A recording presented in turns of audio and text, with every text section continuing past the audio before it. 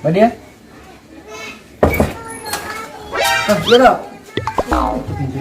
Nggak ada apa-apa dok. Nggak ada pasien. Pasien sekarang di dalam bro. Oke. Target pasien di Batam-Bataru itu hari target pasien. Payah gini. Pasien saya pakai target. Mana dokter Ucok?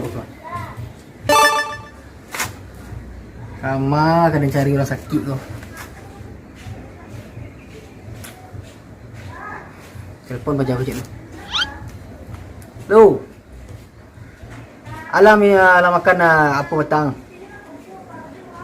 Adonan mie dan kadaluarsa petang tu ah.